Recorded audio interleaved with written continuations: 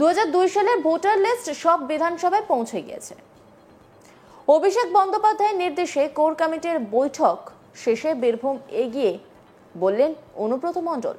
অন্যদিকে কারামন্ত্রী বললেন এসআইআর নিয়ে বিজেপি মানুষকে সন্ত্রস্ত করছে। যদিও এই গুরুত্বপূর্ণ কোর কমিটির মিটিং এ গড়হাজির ছিলেন জেলা পরিষদের সভাধিপতি কাজল শেখ। 31শে অক্টোবর রাজ্যের বিভিন্ন স্তরের নেতাদের সঙ্গে ভার্চুয়ালি বৈঠক করেন তৃণমূল কংগ্রেসের second in command Abhishek Bandyopadhyay. তার নির্দেশেই বোলপুরে দলের কোর কমিটির বৈঠক ডাকেন আহ্বায়ক অনুব্রত মণ্ডল।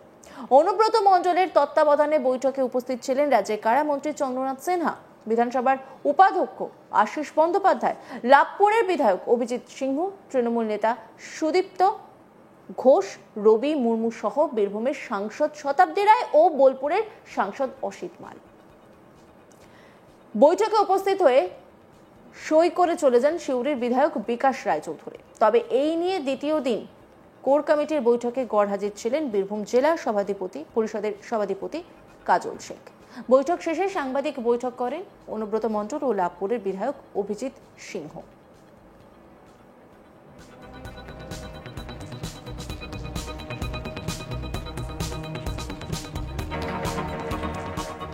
অনুব্রত মণ্ডল বলেন, মূলত এসআইআর সংক্রান্ত আলোচনাই হয়েছে। বীরভূম জেলা ফার্স্ট এগিয়ে আছে ভোটার লিস্টে। 2002 সালের ভোটার লিস্ট সব বিধানসভায় পৌঁছে গিয়েছে, এটা অভিষেককে বলা হয়েছে আমাদের তরফ থেকে।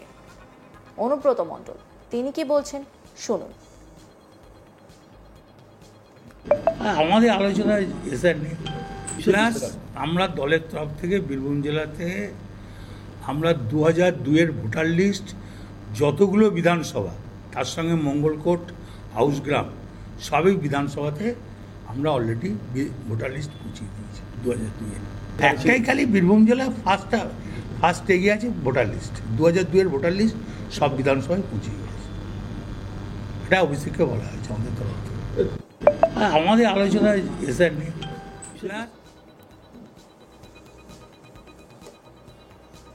লাভপুরে বিধায়ক অভিজিৎ সিংহ বলেন, কিভাবে দল মানুষকে সাহায্য করবে, সহযোগিতা করবে, বুথ কোথায় কোথায় কটি হবে, যাতে বৈধ ভোটার বাদ না যায় প্রভৃতি বিষয় নিয়ে আলোচনা হয়েছে। তারা জানান, গ্রামে গ্রামে অঞ্চলে অঞ্চলে কমপক্ষে একটা করে সহায়তা কেন্দ্র দলের পক্ষ থেকে খোলা হবে।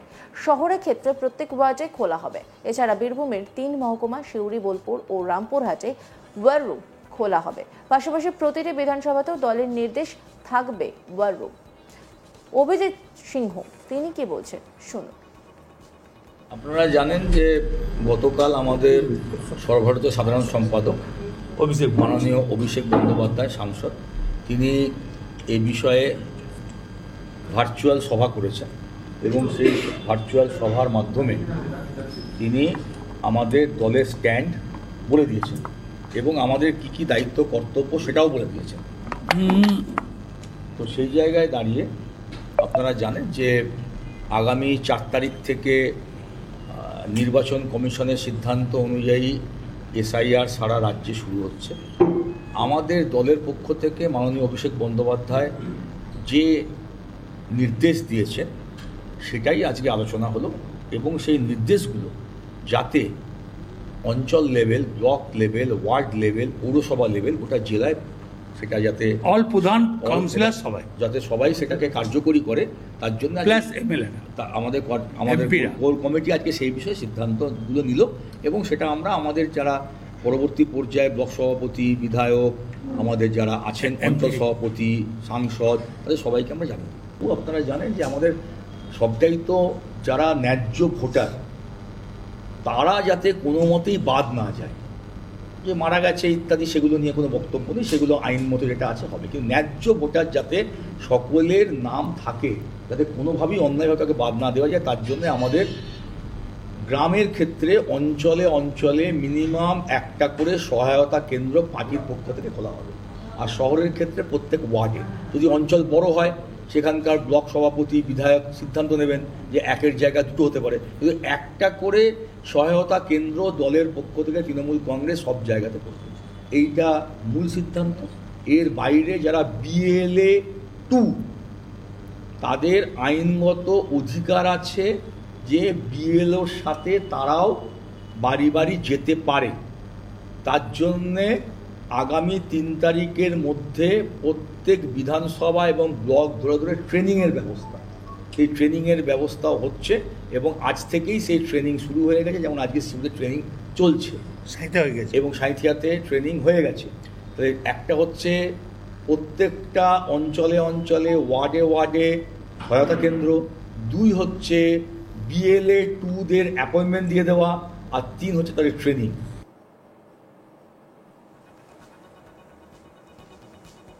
রাজ্যের কারামন্ত্রী চন্দ্রনাথ সিনহা বলেন, এসআইআর নিয়ে বিজেপি নোংরামি করার চেষ্টা করছে, মানুষকে ভীত সন্ত্রস্ত করছে, সেটা নিয়ে কিছু কিছু মানুষের মনোবল ভেঙে যাচ্ছে। তারা বলছে এসআইআর এর পরেই এনআরসি চালু করব, নির্বাচন কমিশনের নাগরিকত্ব দেওয়া কিংবা নেওয়ার ক্ষমতা নেই, তারা শুধু ভোটে নাম তুলবে, যারা বৈধ ভোটার তাদের নাম তুলবে। কিন্তু তারা লক্ষ্যজনকভাবে বাংলাতে অশান্তি সৃষ্টি করবার চেষ্টা করছে। তিনি আরো বলেন, আমার মনে হয় এই যে মানুষগুলো মারা যাচ্ছে তারা ভয়ে টেনশনে মারা যাচ্ছে। এসআইআর ভালো কি মন্দ সেটা ভবিষ্যৎ বলবে।